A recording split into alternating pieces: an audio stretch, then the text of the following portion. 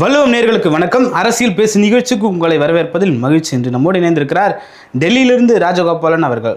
Sir வணக்கம் sir. நமஸ்காரம்பா, நமஸ்காரம். எல்லாம் எல்லாம் ஒரே மழை பெஞ்சு தீர்ந்துதா? நல்லா மழை பெஞ்சுது. அது தாண்டி தமிழ்நாட்டில் ஒரு பெரிய பரபரப்பான சூழல் தேர்தலுக்கு பின்னாடியும் இருக்கு. அட்லீஸ்ட் ஒரு விஜய் என்பவர் முதலமைச்சராக்கி விட்டார் என்றால் ஒரு நல்ல செய்தியாகத்தான் நான் பார்க்கிறேன். காரணம் என்ன என்று கேட்டால் பல பிரச்சனைகள் இருந்தது. திராவிட முன்னேற்ற கழகத்திற்கு மறைமுகமாக அங்க ஸ்லீப்பர் செல், டிஎம்கே ஸ்லீப்பர் செல் நிறைய அங்க வச்சிருக்காருன்னு நினைக்கிறேன். காரணம் என்ன என்று கேட்டால் விடுதலை சிறுத்தை கட்சிகளும் கம்யூனிஸ்ட் கட்சிகளும் காங்கிரஸை தவிர மற்றவை திராவிட முன்னேற்ற கழகத்திற்காக அவர் மீது மு.க. ஸ்டாலின் மீதும் உதயநிதி மீதும் செந்தில் பாலாஜி மீதும் மற்ற அமைச்சர்கள் மீதும் கேஸ்களை போடக்கூடாது என்று வற்புறுத்துவார்கள் என்றெல்லாம் கேள்விப்படுகிறேன். இனி வரக்கூடிய நாட்களில் விஜய்க்கு ஒரு பலத்த ஒரு மாபெரும் ஒரு ஹேண்டில் பண்றதுக்கு பொறுப்புகள் அதிகமாகிவிட்டது. எப்படி அவர் செய்ய போகிறார் என்றெல்லாம் பார்க்க வேண்டும். என்னை பொறுத்த மட்டில் விஜய் அவர்களுக்கு எதிர்காலத்தில் பல வேதனைகள் சோதனைகள் வரக்கூடும். குறிப்பாக விஜய் அவர்களுக்கு பொருளாதார ரீதியில் திமுக அரசு கஜானாவை நக்கி வச்சுட்டு போயிட்டாங்க, காலி பண்ணிட்டாங்க. அதையெல்லாம் விஜய் எப்படி செய்ய போகிறார் தெரியவில்லை. அதை தவிர லா அண்ட் ஆர்டர் எப்படி இருக்க போதோ தெரியல. ஏனென்றால் திராவிட முன்னேற்ற கழகம் கண்டிப்பாக விஜய்க்கு பல இன்னல்களை தருவார்கள். முதலில் 6 மாசம் என்று சொல்வார்கள், 3வது மாதத்திலே ஆரம்பித்து விடுவார்கள் தங்களுடைய லீலைகளை. மக்கள் விதியில் போராட்டம், விவசாயிகள் போராட்டம், மாணவர்கள் போராட்டம் மற்றும் மருத்துவர் போராட்டம், இதெல்லாம் வச்சுருந்தீங்கன்னா ஒரு போராட்டத்தை ஹேண்டில் பண்ணாலே போதுங்க. உங்களுக்கு எப்படி சீஃப் மினிஸ்டர் ஹேண்டில் பண்ணவங்க தெரிஞ்சுக்கணும். அது விஜய்க்கு புதிதாக இருந்தாலும் சினிமாவில் ஆக்ட் பண்ணியிருக்கலாம். ஆனால் ப்ராக்டிக்கலாக பண்ணும்போது எப்படி 41 உயிர்களுக்கு பிறகு விஜய் அவர்கள் மௌனமாகி விட்டாரோ ஒரு மாதத்திற்கு, அது மாதிரிலாம் இருக்கக்கூடாது. பல கூட்டங்களில் பேச வேண்டும். பிரதிதினம் 50 அல்லது 60 அதிகாரிகள் வருவார்கள், அயல்நாட்டு பிரதிநிதிகள் வருவார்கள், மத்திய அரசாங்கத்துடன் கைகோர்த்து கொள்ள போக வேண்டும். பாஜகவாக இருந்தாலும் சரி, மற்ற கட்சிகளாக இருந்தாலும் சரி, மத்திய அரசில் ஆளக்கூடிய பாஜக 65 கோடி பேர்களை வைத்துக் கொண்டு நரேந்திர மோடி வின் பண்ணியிருக்காரு. அவரை எல்லாம் மதிக்க கூடாது. இனிமேல் பதவியில் வந்து விட்டீர்கள். தங்கள் பொது பிரச்சனையில் பொதுமக்கள் அளவில் பல கேள்விகள் கேட்பார்கள், கோபப்படக்கூடாது. இருப்பினும் விஜய் அவர்களுக்கு அரசியல் அனுபவம் அதிகமாக இருந்தாலும் 10 விஜய்களை பார்த்தவர் நரேந்திர மோடி, 10 விஜய்களை பார்த்தவர் அமித்ஷா. இதையெல்லாம் எப்படி கையாளப் போகிறார் தெரியவில்லை. ஜூன் முதல் வாரத்தில் டெல்லி வர இருப்பதாக நான் கேள்விப்படுகிறேன். முதலமைச்சர் விஜய் அவர்கள் பிரதமரையும் ஜனாதிபதி, துணை ஜனாதிபதி எல்லாம் சந்திக்க இருப்பதாக சில பேர் எங்கிட்ட சொன்னாங்க. அதையெல்லாம் தமிழகத்தினுடைய இல்லத்திலிருந்து நான் கேள்விப்பட்டது. இங்கே டெல்லியில் இருக்கக்கூடிய விடுதி இருக்கிறது, தமிழ்நாடு ஹவுஸ் என்று.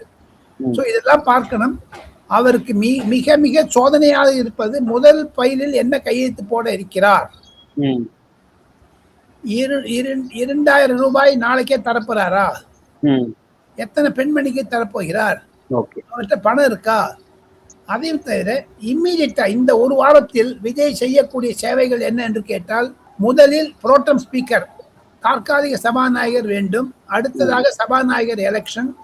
அனைத்து 233 எம்எல்ஏக்களுக்கும் பதவி பிரமாணம் அந்த தற்காலிக சபாநாயகர் செய்து கொடுப்பார். அடுத்த மந்திரி சபையில் யார் யார் இருக்க வேண்டும், யார் யார் இருக்க வேண்டாம் என்பதெல்லாம் முடிவு செய்வார்கள். முதல்ல எதிர்கட்சி தலைவராக யார் வரப்போகிறார் என்று தெரியவில்லை. நான் கேள்விப்பட்டு விட்டு செந்தில் பாலாஜி தான் வரப்போகிறார் என்று கேள்விப்பட்டேன். உதயநிதி வரணும்னா அவர் எதிர்க்க எப்படி உட்கார முடியும்? சில கேள்விகளுக்கெல்லாம் உதயநிதிக்கும் பழக்கம் கிடையாது, படித்து பழக்கமே தவிர ஸ்பான்டேனியஸா எடுத்து பேசக்கூடிய அளவிற்கு முடியாது. எப்படி அம்மையார் ஜெயலலிதாவும் ஐயா கருணாநிதியும் அவையில் பேசினார்களோ அந்த மாதிரி ஒரு தன்னியமாக பேச முடியாது. எழுதி வச்சு படிச்சுட்டாலும் சரி, அதெல்லாம் நடக்காது அசம்பிளில. அதை தவிர இனி வரக்கூடிய நாட்களில் விஜய் அவர்களுக்கு 7 நாள் டைம் தராரா, 10 நாள் டைம் தராரா கவர்னர் என்று தெரியாது. 7 நாள் தந்தார்னா அதுக்குள்ள தங்களுடைய மெஜாரிட்டியை செய்து ஆக வேண்டும்.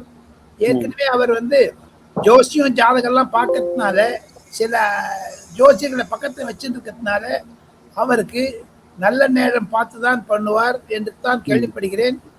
பெரியதாக பார்க்க வேண்டும் என்றால் விஜய்க்கு பொருளாதார ரீதியில் தான் அவருக்கு சிக்கல் வரும். அடுத்தது வன்முறை, அடுத்தது அரசியல். அரசியலை அவர் எப்படி செய்ய போகிறார் என்றெல்லாம் தெரியவில்லை. ஒரு சாதாரண விஷயத்துக்கு பெருசா எடுங்க. அனைத்து உலக பிரச்சனைகளையும் அவருக்கு சொல்லுவார்கள். மத்திய அரசாங்கத்தில் வந்த நிர்மலா சீதாராமன், டாக்டர் ஜெய்சங்கர் எல்லாம் பார்க்க வேண்டும். அம்மையார் ஜெயலலிதா மாதிரி பிரைம் மினிஸ்டர் ஒட்டி பார்க்கிறேன்னு இருந்திருக்கூடாது. தமிழகத்திற்கு மேலும் மேலும் வசதிகளை செய்து கொடுக்க வேண்டும். 8 கோடி தமிழர்களுக்கு நலன்களை பெற வேண்டும். அதை அவர் ஒழுங்காக செய்வார். ஊழலை அழிப்பேன் என்று சொன்னார். ஆனால் ஊழல் என்பது இப்ப பாருங்க, நீக்கு டிடிவி தினகரன் சொல்லிட்டாரு பணபேரம் நடந்திருக்குன்னு. குதிரை பேரம் நடந்திருக்கு. இதுவே அவருக்கு ஒரு நெகட்டிவ் ஆகும். ஆனால் அதுல இருந்து ஒரு பதில் இல்லை.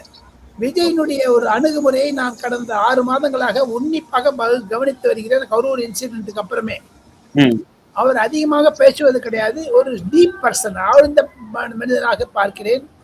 நேற்று அவர் தலையில் ஒரு கருப்பு கயிறு கட்டி கொண்டிருந்தார், சிவப்பு கயிறு கொடுத்து கொண்டிருந்தார், நெற்றியில் பொற்று வைத்துக் கொண்டிருந்தார்.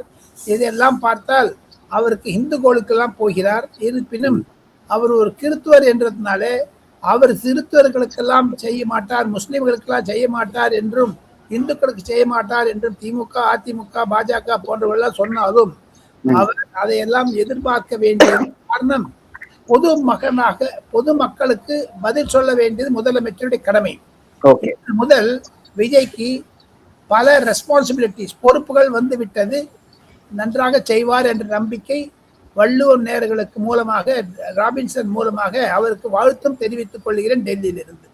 ஓகே சார், விசிகா வந்து இப்போ நிபந்தனையற்ற ஆதரவு கொடுத்துருக்காங்க. இந்த நிபந்தனையற்ற ஆதரவு எப்படி புரிஞ்சுக்கலாம்? எப்போயா இருந்தாலும் நாங்கள் வந்து கூட்டணியிலேருந்து வெளியே வருவோம், இல்லை அந்த ஆதரவு நிலைப்பாட்டிலேருந்து வெளியே வருவோம் அப்படின்னு புரிஞ்சுக்கலாமா? இல்லை ஆளுநரோட ஆட்சி வரக்கூடாது, ஜனாதிபதி ஆட்சி வரக்கூடாது, அதனால நாங்கள் ஆதரவு தரோம் அப்படின்னு சொல்லிட்டு புரிஞ்சுக்கலாமா சார்? அவங்க வந்து சிறுபான்மையர் வாக்குகளையும் மற்றும் சில அரசியல் காரணமாக பாஜக என்று பயமுறுத்துகிறார்கள். பாஜக தமிழில் நாட்டு கிடையவே கிடையாது சொல்லலாம், இருக்கு என்று சொல்லலாம், ஆர்கியூ பண்ணலாம். அதை பார்த்து எங்க பயப்படுறீங்க? இப்போ விசிகா 2 எம்எல்ஏக்கள் ஜெயித்திருக்கிறார்களே, அவருக்கு எதிராக இருந்த தாவேகாவுடைய வேட்பாளர்கள் விசிகாவை கண்டபடி இதே தீய சக்தி என்றுதான் சொல்லி வெயிட் பண்ணியிருக்காங்க. அந்த தீய சக்தியில பார்ட்டிபிளா இருந்தீங்களா நீங்க? அதே தீய சக்தியோட ஏன் சேர்றீங்க? இப்போ நீங்க தூய சக்தி ஆயிட்டீங்களா? இப்போ வாஷிங் மிஷின் ஆயிடுச்சா சார்? இதுல என்னன்னா சார், திமுகவுடைய வாக்குகளை வச்சு தான் காங்கிரஸும் சரி, சிபிஐயும் சரி, இப்போ வந்து முஸ்லீம் லீக் வந்து 2 தொகுதி ஆதரவு கொடுத்துருக்காங்க. இவங்க எல்லாருமே திமுகவுடைய வாக்கை எடுத்தவங்க தான், திமுக வாக்கால வெற்றி பெற்றவங்க தான். இப்போ இன்னொன்னு கேட்கிறேன் ராபின்சன், அது விஜய் செய்தது காங்கிரஸ் செய்த குழப்பத்தினால் விஜய் அதில் வலையில் மாட்டிக்கொண்டார். இல்லை என்றால் ஸ்ட்ரைட்டாவே அதிமுகவோட போயிருக்கலாமே. இன்னைக்கு 25 எம்எல்ஏ வராங்கிறாங்க. சண்முகம், தங்கமணி, வேலுமணி தான் வேலுமணி வரான்னு சொல்றாங்களே, அப்பே பண்ணிருக்கலாம், இந்த பிரச்சனையே இருந்திருக்காது. இல்ல, காங்கிரஸோட ஒரு நிபந்தனையா இருந்தது, என்டிஏல இருந்து யாரும் வரக்கூடாது. அது எப்படி முடியும்? நிபந்தனை எப்பவுமே நிபந்தனை அரசியல் வைக்க முடியாதுங்க. அந்த நிபந்தனை அதெல்லாம் எல்லாமே இருக்கட்டுங்க. நீங்க கேட்ட மாதிரி இந்த விஜய்க்கு பல பிரச்சனைகள் கண்டிப்பாக வரும். அதையெல்லாம் அவர் சரி செய்ய வேண்டும். இந்த விசிகா இருக்கு பாருங்க, கண்டிஷன் சப்போர்ட் எடுத்தா ஒரு ஏமாத்தல் விஷயங்க. அது கண்டிஷன் ஆகுங்க இன்னைக்கான ஒரு நாள். உதாரணத்திற்கு காங்கிரஸ்காரங்களாம் 2 விஷயங்க. இந்த ஜூன் ஜூலைல காவிரி பிரச்சனை வருங்க. அந்த காவிரி பிரச்சனை வரும்போது டெல்டால தண்ணி வரல. இவர் காங்கிரஸ்காரர், இவர் வந்து தாவேகா, காங்கிரஸ் சப்போர்ட் பண்ணுது. இருந்தாலும் மு.க. ஸ்டாலின் காங்கிரஸ் இந்தி கூட்டணியில் இருந்தாலும் கர்நாடகா முதலமைச்சர் சொல்வது, சித்தராமையா சொல்வது, மேகதாதுவில் நாங்கள் அணை கட்டுவோம் என்று இப்ப சொன்னாங்கன்னா, திமுகவை விசிகாக்கு எதிரே, தாவேகாக்கு எதிரே போராட்டம் நடத்தும். அப்போ விஜயனுடைய போராட்டம் என்ன இருக்கு கேட்கும்போது, மூட்டை முடிச்சு தூக்கி 5 பேர் வெளில வந்துருவாங்க காங்கிரஸ்காரங்க, ராஜினாமா பண்றேன்னு. அதே மாதிரி விசிகா ஏதான ஒரு தலித், ஏதாவது ஊழியான ஒரு போராட்டத்தில் மரணம் அடைந்தார்களே, ஆனால் இது ஒரு பிரச்சனையாகும். ஆக மொத்தம் அந்த வெங்கன் வாயல் பத்தி எல்லாம் சொன்னாங்களே, அது மாதிரி இப்போ சப்போஸ் 2-3 வந்ததுன்னா, அதாவது எதுக்கு நான் இதெல்லாம் எச்சரிக்கையா சொல்றேன்னா, விஜய் இது மூலம் ஜாகிரதையாக இருக்கணும் என்பதுதான். ஓகே சார், இப்போ பேக்கப்புக்கும் வந்து இன்னொரு கட்சியை கூப்பிட்டுக்கிட்டாரு. இந்திய முஸ்லீம் லீக் வந்து நேற்று வந்தாங்க, அதுக்கப்புறம் அவங்க ஆதரவை திரும்ப பெற்றுட்டாங்க, இப்போ திரும்பவும் ஆதரவு கொடுத்துருக்காங்க. பேக்கப்புக்கும் வச்சிருக்காரு சார் விஜய். பேக்கப்புக்கு தவிர அவர் ஏடிஎம்கேல செங்கோட்டையன் மூலமா சிவி சண்முகம் மூலமா 20-25 பேர் தயார் பண்ணிட்டு காங்கிரஸை பெப்பேன்னு விட்டுருவாரு. ஓகே திமுக ஒரு 5-6 பேர் வருவோம் பார்த்து நீ எழுதி வச்சு சார். அப்படி வந்தா கட்சி தாவும் தடை சட்டத்தின் கீழே வந்து அந்த எம்எல்ஏக்கள் சஸ்பெண்ட் ஆக மாட்டாங்களா சார்? அது சபாநாயகர் கையில் தான் இருக்குது. ஸ்கோர்ட்லாம் ஒன்றும் பண்ண முடியாது. அவங்களாம் இண்டிபெண்டா போனா கூட இப்ப பாருங்க 7 ராஜ்யசபா எம்பி ராஜினாமா பண்ணாங்க. அது பாஜக சேர்ந்தாங்க, ஆம் ஆத்மி கட்சியில ஒண்ணுமே பண்ணலையே. அது சபாநாயகருடைய கருத்தில் தான் இருக்கிறது என்று நான் கருதுகிறேன். காரணம் சுப்ரீம் கோர்ட்டினுடைய இன்டென்ஷன்ஸ் எல்லாமே சுப்ரீம் கோர்ட்டினுடைய டிசிஷன் அவங்க வந்து ஸ்பீக்கர் தான் சாட்டிஸ்ஃபை ஆகணும், அவ்வளவுதான். ஓகே, ஸ்பீக்கர் இப்படி பண்ணலாம் அப்படி பண்ணலாம். இப்போதைக்கு ஸ்பீக்கர் வந்து டிவிகே தரப்புல இருந்து தான் போட போறாங்க. செங்கோட்டையனும் இல்ல புஷியா இருந்தா வரப்போறான்னு சொல்றாங்க டெல்லியில. சப்போஸ் 2 பேர் யாராவது ஒருத்தர் வந்தா கூட டிவிக்கு ஆதரவாக தான் பேசுவார்கள். அவருக்கு அதை எப்படி அவர் சமாளிக்க போறான்னு எல்லாமே புதுசுங்க. எப்படி அவர் சமாளிக்க போறான்னு தெரியல. ஓகே சார், இதில் இன்னொரு கேள்வி என்னென்னா, விசிகா வந்து நீண்ட நாட்களாக ஒரு பெரிய கோரிக்கை வச்சுருந்தாங்க. ஆட்சியிலும் பங்கு அதிகாரத்திலும் பங்கு அப்படின்னு சொல்லிட்டு ஒரு கோரிக்கை வச்சுருந்தாங்க. அதுக்கான ஒரு சூழல் வந்து இப்போ ஏற்பட்டிருக்கிறத நம்ம பார்க்குறோம். அந்த நேரத்தில் எனக்கு ஆட்சியில் பங்கு வேணாம், நான் வந்து நிபந்தனையற்ற ஆதரவு கொடுக்குறேன் அப்படின்னு சொல்லிட்டு சொல்லியிருக்கிறது ஒரு வித்தியாசமான வினோதமான ஸ்டேட்மெண்ட்டாக பார்க்கப்படுது தமிழ்நாட்டு அரசியலில். எப்படி எடுத்துக்கலாம் இதை? பங்கு வேணாம் பணம் வேணும்னாங்கன்னா என்ன பண்ணுவீங்க? இப்ப கலைஞர் கருணாநிதி கொடுக்கலையா எல்லா எம்எல்ஏக்கு? பணம் வாங்கினா பங்கு இருக்குதுல்ல, அது எந்த பங்கா இருக்கலாம் இல்ல. நீங்க காங்கிரஸ் ஓப்பனா கேட்டாங்க எங்களுக்கு மினிஸ்ட்ரியில இடம் வேணும்.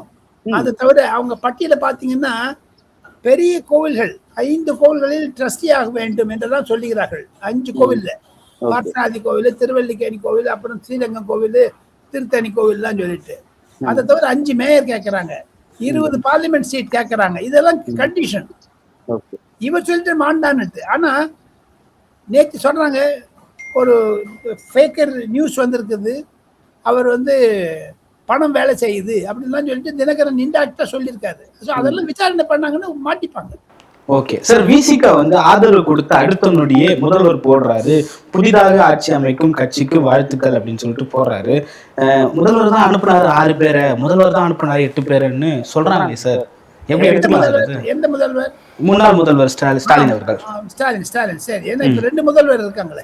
ஓகே, முன்னாள் முதல்வர் ஸ்டாலின் அவர்கள். முன்னாள் ஸ்டாலின் வந்து அனுப்புறதுக்கு காரணம் என்னன்னு கேட்டு, எங்க மேல கேஸ் போடாதே, என் குடும்பத்தை காப்பாத்து, கட்சிக்கார மேல என்னன்னா போடு, அதெல்லாம் சொல்லுவாங்க, நிச்சயம் சொல்லுவாங்க. அவங்க பேச்சுவார்த்தை சில முக்கிய நபர்கள் மூலம் நடக்காது இருக்கவே இருக்காது. ஏன்னா ஆனாடப்பட்ட டெல்லியிலே நடக்குது. சோனியா காந்திக்கும் ராகுல் காந்திக்கும் அமித்ஷாக்கும் நரேந்திர மோடிக்கும் நடுவில் என்ன தமிழ்நாட்டு நடக்காது இருக்குமா? அது நடக்கும். ஆனா முதல்ல ஒரு வாரத்துக்குள்ள தடைந்து போகிற மாதிரி காமிக்க கூடாது. விஜய் ஸ்ட்ராங்கா இருக்கேன்னு இப்ப ஸ்டாலின் சார் போட முடியாது. அப்ப என்ன பண்றாருன்னு பார்க்கணும். எதிர்கட்சி தலைவர் யார் வரான்னு பார்க்கணும். சார், எதிர்கட்சி தலைவரா உதயநிதி வந்தாதான் அந்த களம் வந்து சூடு பிடிக்கும், ஒரு திமுகவோட ஃபியூச்சருக்கும் அது நல்லா இருக்கும்னு சொல்லிட்டு பலர் பேசிக்கிட்டு இருக்காங்க. அந்த மாதிரி நான் நினைக்கல. அது சில இடத்துல இது அவர் வந்தா கூட சக்சஸ் ஆயிடலாம், யாரும் இல்லைங்கள ஃபியூச்சர். இவர் என்ன பண்ண போறாரு ஃபியூச்சர் ஆக்கிறதுக்கு? இல்ல, வருங்காலத்துல ஒரு முதல்வர் வேட்பாளராக கூட நிறுத்துறதுக்கான ஒரு வாய்ப்பு இருக்கும். இன்னைக்கு எதிர்கட்சி தலைவர் எக்ஸ்பீரியன்ஸ் வேணுமோ இல்லையோ? அப்ப அவருக்கு எக்ஸ்பீரியன்ஸ் கிடைக்கணுமோ இல்லையோ? அதை தவிர மன்னர் ஆட்சின்னு சொல்லிட்டு இப்ப வந்து எதிர்கட்சியில உட்காந்துட்டேன்னா பேசுவாரு. விஜய் பேசக்கூடிய நல்லா பாருங்க, அவரு சினிமாக்கு டைலாக் எழுத்தா இவருக்கு எழுதி தருவாங்க. அந்த எதுகை மோனை எல்லாம் வச்சுட்டு பாட்டு பாடுவாங்க, அதெல்லாம் நடக்கும் இனிமேல். ஏன்னா வரதுக்கூடிய ஒரு 75-80 பேர் புது ஆளுங்க, ஒண்ணுமே தெரியாது. நான் நாடாளுமன்றத்தை 45 ஆண்டுகள் ரிப்போர்ட்டிங் செய்திருக்கிறேன் என்றால் பல பிரச்சனைகள் வரும், எந்த சமயத்துல எது வரும்னு தெரியாது. ராபின்சன் தடால்னு அடிச்சுன்னு வரும். அதை தவிர மெயினா எனக்கு ஒரே ஒரு வேண்டுகோள், பத்திரிகையாளனா இருக்கிறதுனால விஜய் அவர்கள் தமிழக சட்டமன்றத்தினுடைய நேரடி டைரக்ட் டெலிகாஸ்ட் பண்ணணும். அப்பதான் அவருக்கு நல்லா இருக்கும். கட் பண்ணி ஆளவே கூடாது. அது ஒரு வேண்டுகோள் என்னுடைய பத்திரிகையாளனாக. ஏனென்றால் அப்பதான் பொதுமக்களிடையே ஒரு வீழ்ச்சி ஏற்படும். என்ன நடக்குது சட்டமன்றத்துலன்னு பார்ப்பாங்க, எல்லாரும் பார்ப்பாங்க. வீடியோல வரும், அதனுடைய ரீல் வரும், இந்த மொபைல் உட்காந்து பார்க்கலாம், எத்தனையோ இருக்குது. இல்ல அவருடைய பாடி லாங்குவேஜ் தெரியும் அதுல. எப்படி பேசுறான், எதிர்த்து பேசுறாங்கன்னுட்டான். ஓகே சார், இப்போ ஆளுநர் என்ன முடிவு எடுக்க போகிறார்? மெஜாரிட்டி தேவை அப்படின்னு சொல்லிட்டு கேட்டிருந்தாரு. மெஜாரிட்டிக்கு மேலே 2 சீட்டே கிடைச்சிருச்சு. எப்போ விஜயை வந்து கூப்பிட போறாரு? எப்போ விஜய் சிஎம் ஆக்க போறாரு ஆளுநர்? நாமெல்லாம் இது 5 மணிக்கு 5:30 மணிக்கு ரெக்கார்ட் பண்றோம். 7:30 மணிக்கு அவர் கேரளா போறான்றாரு. நாளைக்கு கேரளாவில் இருந்து விட்டு 2 நாள் கடை கொடுப்பாரு. அது தவிர விஜய் அவர்கள் ஜாதகம்லாம் பார்க்கறதால நல்ல நாள் யமகண்டம் ராகுகாலெல்லாம் பார்த்துட்டு தான் பண்ணுவார் நான் நினைக்கிறேன். Let us wait and watch. Okay sir, அதிமுகவுக்குள்ள இந்த குழப்பம் வந்ததுக்கான காரணம் என்ன? என்ன சார் பண்ணிட்டு இருக்காங்க அதிமுகவில்? எடப்பாடி சிஎம் ஆவாருன்னு சொல்லிட்டு எதிர்பார்த்த நிலையில் அதிமுக 2ஆக பிரிகிறது என்ற ஒரு செய்தியெல்லாம் வந்துகிட்டு இருக்கு. இது நடுவில் திருமாவளவனை 2 திமுக சேர்ந்து திருமாவளவனே பிரேமலதா வைக்கலாம்லாம் யோசிச்சுருந்தாங்கன்னு ஸ்டோரி வந்தது இல்லையா? ஸோ ஒரு அரை மணி நேரத்துக்கு ஒரு டெம்பரரி இதை பாருங்க, 2 எம்எல்ஏ வச்சுன்னு திருமாவளவன் பிரைம் மினிஸ்டர் கூட இது பண்ணலாம், கனவு காணலாம். சீஃப் மினிஸ்டர் கனவு காணலாம். சீஃப் மினிஸ்டர் அவ்வளோ ஈஸி கிடையாது. சரி, ஈஸியாக விஜய் வந்துட்டார் சார் 2 வருஷத்துல. பிசிக்கு 2 டிஸ்ட்ரிக்ட்ல இருக்கக்கூடிய பார்ட்டிங்க அது சார். அது இல்லை சார், விஜய் வந்து ஈஸியாக 2 வருஷத்துல மினிஸ்டருக்கு ரேஞ்சுக்கு வந்துட்டார் சார். இல்லை, அந்த மாதிரி 2 நாள்ல பண்ண இவர் பார்க்குறாரு, அதை பாருங்க. அதுக்கு என்ன இருக்கு? அதான் சார், அந்த அதிமுகவினோட பிளவுக்கு காரணம் என்ன சார்? அல்ல, அதை தவிர இப்பொழுது எனக்கு செய்தி வருகிறது, எடப்பாடி பழனிசாமி வந்து நல்ல லீடரை எடுத்துங்க, நான் வந்து எதிர்கட்சி தலைவராக இருக்க போதில்லை. EPS asked other MLAs to elect a younger face as a leader. He is there to support as a mentor அப்படின்லாம் சொல்றாங்க. இதெல்லாம் ஒரு மாறுதல் வரும். இதே மாதிரி டிஎம்கேல இருக்கும். இதெல்லாம் வெயிட் பண்ணி பார்க்கணும். ஏன்னா மாறுதல்கள் நிறைய வரும். அப்போ எடப்பாடி பழனிசாமி வேற அதிமுகவுக்கு வேற ஒரு தலைமை வேணும்னு சொல்றாரா சார்? சட்டசபையில் எனக்கு இப்போ விஜயபாஸ்கரை போடுவாங்கன்னு நினைக்கிறேன். ஏன்னா உதயநிதி வந்தாருன்னா விஜயபாஸ்கர் இவங்கெல்லாம் ஒரு ஏஜ் குரூப். இன் டோட்டல் வள்ளுவம் நேயர்களுக்கு நான் டெல்லியிலிருந்து ஒரு 15-20 சட்டசபையினுடைய நிகழ்ச்சியை பார்த்ததுனால நான் நினைக்கிறேன், இப்போ வந்துங்க வள்ளுவன் நேயர்களுக்கு ராபின்சன் தமிழ்நாட்டுக்கு ஒரு டைட்டானிக் சேஞ்ச் நடக்குதுங்க. பெரியவன்லாம் போயிட்டாங்க, இப்ப இளம் தலைமுறை வந்து விட்டது.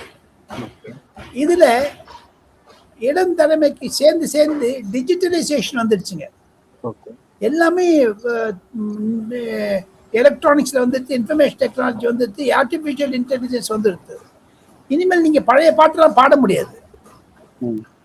எப்படி சீமான் சொன்னாரோ பெரியார் மண்ணு பெரியாரே மண்ணுன்னு சொன்னார், அந்த மாதிரிலாம் வரும். இப்போ இந்த அரவணைத்துக் கொள்ள போக வேண்டும். திராவிடம் மங்குகிறது, இது நடுவில் இந்துத்துவம் மங்குகிறது. ஆனால் இளைஞர்களுக்கு இருக்கக்கூடிய எதிர்பார்ப்புகள் அதிகமாகிறது. விஜய் அவர்களுக்கு 30 வயது கீழே எத்தனையோ பேர் டான்ஸ் ஆடினாங்க. அவர்களுக்கெல்லாம் வேலை வாய்ப்பு வேண்டும், தொழில் தர வேண்டும். பேசி கவர்ச்சி அரசியல் என்பது 6 மாசம் இருக்கும். அந்த தேர்நிலவு 6 மாசத்துல முடிஞ்சிடும். என்னை பொறுத்து மட்டும் இந்த எலக்ட்ரானிக்ஸ் டிவைசஸ், மொபைல், டெலிவிஷன் அதெல்லாம் இருக்கிறதுனால அந்த தேர்நிலவுங்கிறது 3 மாசம் தான், 6 மாசம் கூட கிடையாது. இப்போ நேரம் பார்த்துடுறாங்க. நான் சின்னவனாக்குன்னு உங்க மாதிரி ஏஜ்ல இருக்க டெலிவிஷனே கிடையாது. நான் படிச்ச போது மின்சாரமே கிடையாது. காடா விளக்குல படித்தேன், காடா விளக்குன்னு பேரு. எலக்ட்ரிக் லைட் கிடையாது, மின்சாரம் இது எண்ணெய் விளக்குல படித்தேன். அந்த மாதிரி இப்போ பொதுமக்களிடையே எதிர்பார்ப்புகள் அதிகமாக போயிடுச்சு.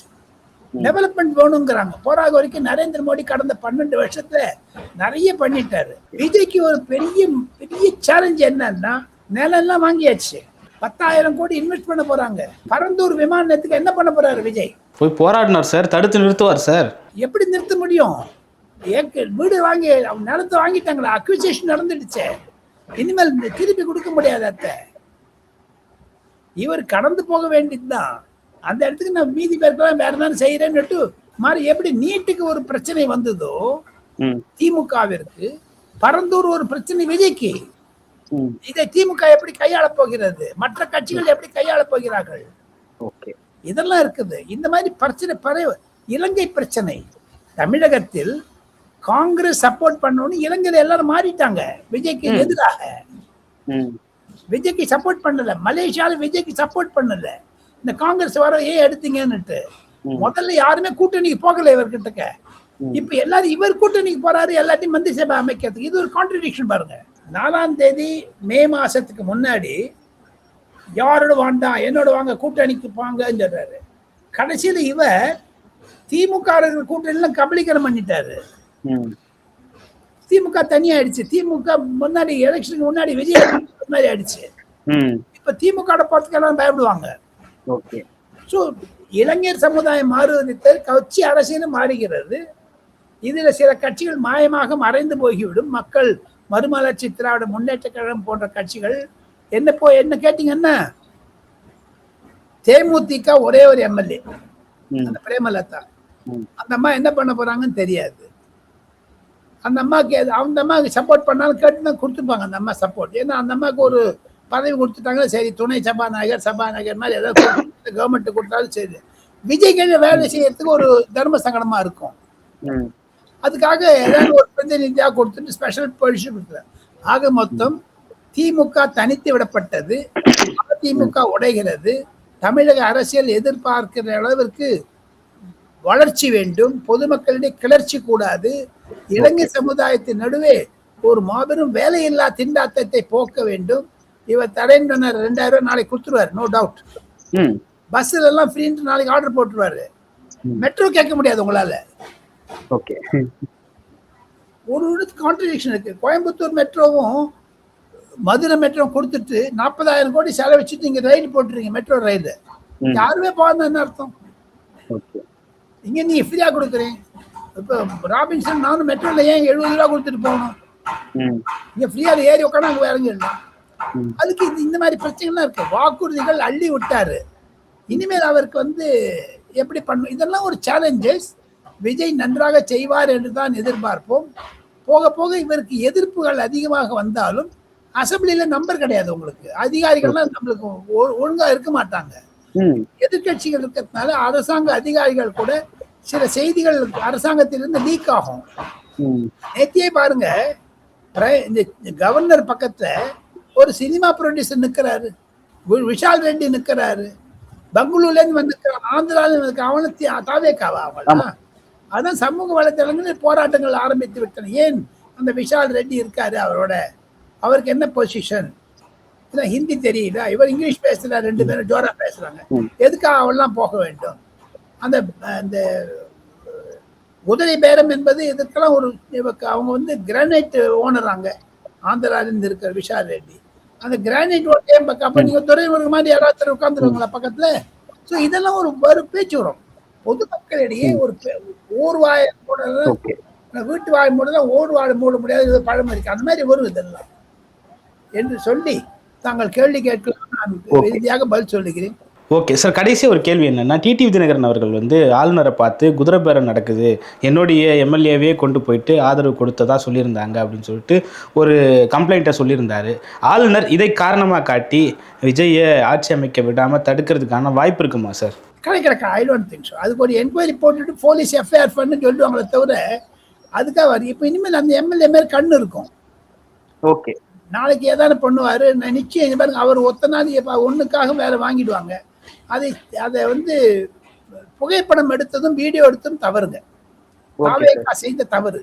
தாவேக்காக்கு இதெல்லாம் ஒரு பாடங்கள் கற்றுக்கொள்ள வேண்டும். ஏன்னா கவர்னர்கிட்ட சொல்லாதே சீஃப் மினிஸ்டர் கான்வாய் வந்துடுச்சு. கவர்னருக்கு தெரியாத நீங்க டேட் அனௌன்ஸ் பண்ணிட்டீங்க, இது வென்யூ அனௌன்ஸ் பண்ணிட்டீங்க, நேரு ஸ்டேடியம். அதான் கவர்னர் கோச்சிருந்தாரு. இதெல்லாம் இருக்குது. ஓகே சார், இந்த பரபரப்பான சூழலில் பல்வேறு கருத்துக்களை பகிர்ந்துக்கிட்டதுக்கு நன்றி சார். மற்றும் ஒரு காலம் சந்திப்போம். நன்றி சார்.